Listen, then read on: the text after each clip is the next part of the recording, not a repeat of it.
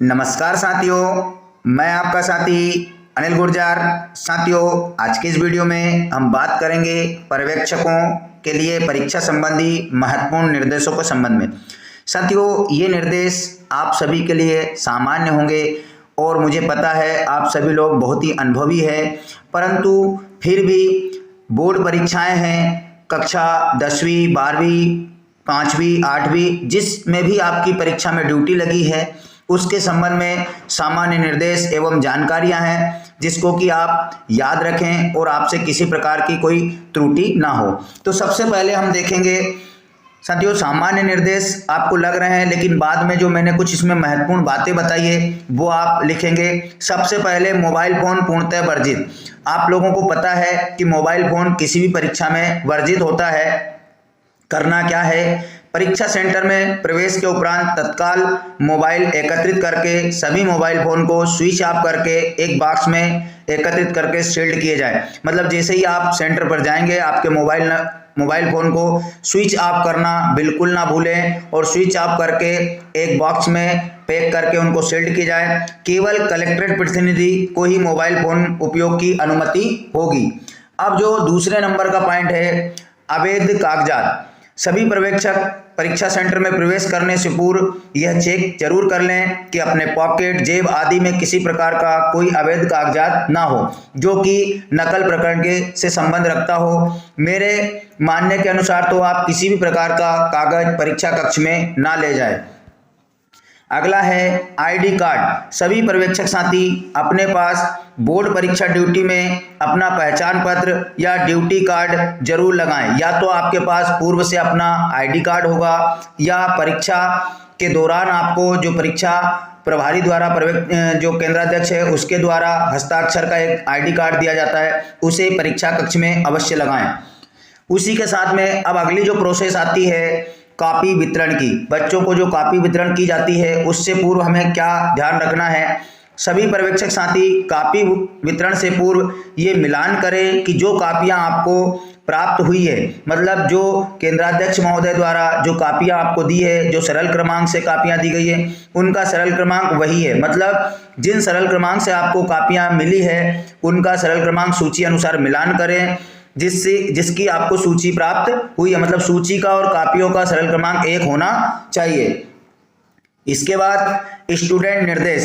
सभी पर्यवेक्षक साथी पेपर वितरण से पूर्व बच्चों को सभी महत्वपूर्ण निर्देश अवश्य दें एवं ये बच्चों को सुनिश्चित कराएं कि पेपर वितरण के बाद किसी भी प्रकार का संवाद नहीं होगा। मतलब कॉपी वितरण करने के बाद और पेपर वितरण करने के बीच में जो समय होता है उसमें आपको सभी परीक्षार्थियों को स्पष्ट निर्देश देना है, जो भी आवश्यक निर्देश है। इसमें प्राथमिक एवं माध्यमिक परीक्षा में जिनकी ड्यूटी लगी है उन बच्चों को आवश्यकता अनुसार बीच में भी जानकारी देना पड़ सकता है, लेकिन बोर्ड परीक्षा में आपको जो 10वीं और 12वीं की परीक्षा है उसमें किसी भी प्रकार का संवाद बच्चों से नहीं करना है। उसके बाद पेपर वितरण। तो साथियों, सभी पर्यवेक्षक साथी पेपर का वितरण निर्धारित समय से पूर्व ना करें। जो भी समय निर्धारित है 5 मिनट 10 मिनट पूर्व जो भी निर्धारित समय है उससे पहले पेपर वितरण बच्चों को ना करें और ना ही अधिक देरी से करें। ऐसा नहीं है कि समय निकलने के बाद करें, मतलब निर्धारित समय पर पेपर वितरण करें। पेपर वितरण के समय बच्चों को निर्देश दें कि जब तक निर्देश ना मिले पेपर ओपन ना करें। बोर्ड परीक्षा के पेपर 10वीं 12वीं के पेपर सील्ड होते हैं, तो साथियों पहले आप बच्चों को निर्देश दे दें कि आपको पेपर प्राप्त हो गए हैं। अब आप इसको अभी ओपन नहीं करना है, ना ही किसी प्रकार से इस पे रोल नंबर दर्ज करना है। क्या करना है कि पेपर वितरण करने के बाद में आप पुनः एक बार चेक करेंगे कि जिस बच्चे को जिस सेट का पेपर मिलना था वही पेपर उन तक पहुंचा है। और जब ये सुनिश्चित हो जाए कि हाँ सभी बच्चों को बिल्कुल सही पेपर वितरण हुआ है, तब आप बच्चों को ये निर्देश दें कि अब आप पेपर ओपन कर सकते हो और उस पर अपना रोल नंबर प्रविष्ट कर सकते हो।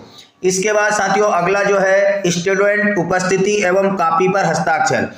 जैसे ही पेपर वितरण हो जाता है उसके कुछ ही समय बाद पर्यवेक्षक साथी द्वारा बच्चों की कॉपियों पर हस्ताक्षर किए जाते हैं, जानकारी का मिलान किया जाता है और बच्चों से उपस्थिति पत्रक पर हस्ताक्षर कराए जाते हैं। साथियों, इसमें निर्देश है कि जब आप बच्चे के पास पहुंचे तो उपस्थिति पत्रक लेकर, तो बच्चे के हाथ में उपस्थिति पत्रक देकर खुद कापी चेक करने की एंट्री करने ना लगे। मतलब ऐसा नहीं है कि आपने उपस्थिति पत्रक बच्चों को दे दिया और आप कापियों में एंट्री चेक करने लगे। हो सकता है बच्चा गलत जगह अपने हस्ताक्षर कर दे, गलत एंट्री कर दे।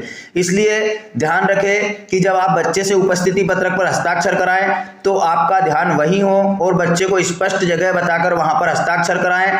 उसके बाद आप बच्चे की कापी में जो भी प्रविष्टियां बच्चों ने की है उसको 1 to 1 चेक करें, एक एक चीज का मिलान करें और उसके बाद जो है कापी में अपने हस्ताक्षर करें। कोई भी लापरवाही इसमें ना बरतें।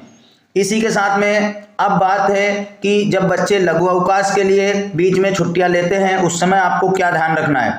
सभी पर्यवेक्षक साथी ये ध्यान दें कि जब भी परीक्षार्थी लघु अवकाश के लिए परीक्षा कक्ष से बाहर जाते हैं और उसकी एंट्री एक लघु अवकाश पत्रक में एंट्री करना है और जब बच्चा पुनः कक्ष में प्रवेश करता है तो उसकी सामान्य तौर पर जांच अवश्य कर लें।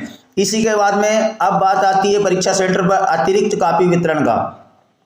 सभी पर्यवेक्षक साथी परीक्षार्थी द्वारा अतिरिक्त कापी वितरण प्रावधान अनुसार करें। जो भी प्रावधान है अतिरिक्त कापियों का उनको अवश्य दें एवं अतिरिक्त कापी की एंट्री मुख्य कापी के मुख्य पृष्ठ पर एवं निर्धारित प्रपत्र प्राप्त में करके रिकॉर्ड रखें। मतलब जब आप अतिरिक्त कापी बच्चों को दे रहे हैं तो उस अतिरिक्त कापी पर रोल नंबर लिखवाएं। उसी के साथ में जितनी बच्चा अतिरिक्त कापी लेता है उनकी संख्या मुख्य कापी के मुख्य पृष्ठ पर लिखाएं और साथ ही आपके पास अतिरिक्त कापी वितरण के लिए जो प्रपत्र दिया है उसकी जानकारी के लिए दर्ज करने के लिए उसमें उनकी एंट्री जरूर करें। ये जरूर जांचें कि अतिरिक्त कापी पर भी रोल नंबर आदि प्रविष्ट हो। जो अतिरिक्त कापी बच्चे ने ली है उसमें उसका रोल नंबर प्रविष्ट होना आवश्यक है।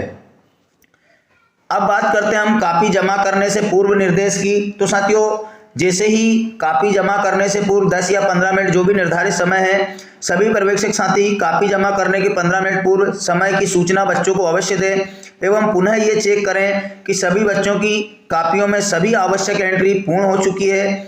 साथ ही ये भी सुनिश्चित करें कि सभी परीक्षार्थियों की कापी में परीक्षार्थी के व पर्यवेक्षक के हस्ताक्षर पूर्ण हो चुके हैं। दोनों चीजें महत्वपूर्ण रहती है। जितना पर्यवेक्षक के हस्ताक्षर महत्वपूर्ण रहते हैं उससे अधिक परीक्षार्थी के हस्ताक्षर महत्वपूर्ण रहते हैं। पर्यवेक्षक को तो जो है तत्काल कापी जमा करते समय भी अगर हस्ताक्षर छूट जाते तो करा लिए जाते हैं, लेकिन बच्चों से नहीं कराए जा सकते। इसलिए प्रत्येक कापी में बच्चे के हस्ताक्षर ना छूटे, इस चीज का आप विशेष ध्यान रखें। कापी जमा करना। साथियों, सभी पर्यवेक्षक साथी कापी जमा करते समय ये जांच लें कि सभी परीक्षार्थियों द्वारा अतिरिक्त ली गई कापियों को मुख्य कापी से जोड़ दिया गया है। सभी कापी कलेक्ट करने के बाद ये सुनिश्चित करें कि सभी बच्चों के द्वारा कापी जमा कर दी गई है। उसके बाद ही परीक्षार्थियों को परीक्षा कक्ष से बाहर जाने की अनुमति दें। ऐसा नहीं है कि आपने कापी कलेक्ट कर ली और बच्चों को छोड़ दिया परीक्षा कक्ष से।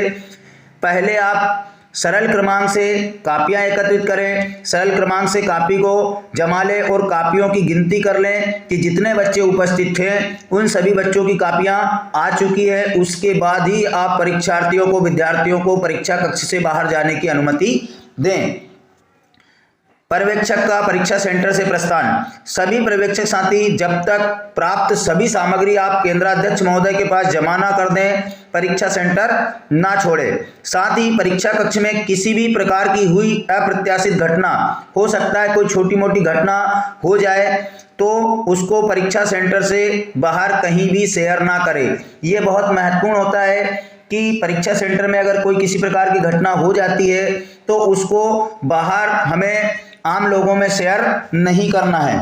तो शुभकामनाएं एवं धन्यवाद साथियों। सभी पर्यवेक्षक साथियों को बहुत बहुत शुभकामनाएं एवं वीडियो को अंत तक देखने के लिए धन्यवाद। साथियों, अगर आपके मन में किसी प्रकार का प्रश्न है तो आप कमेंट बॉक्स में जरूर लिखें। अगर जानकारी अच्छी लगी हो तो अपने साथी शिक्षकों तक शेयर करें एवं अभी तक चैनल सब्सक्राइब नहीं किया है तो वीडियो को लाइक और चैनल को सब्सक्राइब जरूर करें। तो धन्यवाद साथियों, मिलते हैं इसी प्रकार की नई जानकारी के साथ अगले वीडियो में। तब तक के लिए जय हिंद।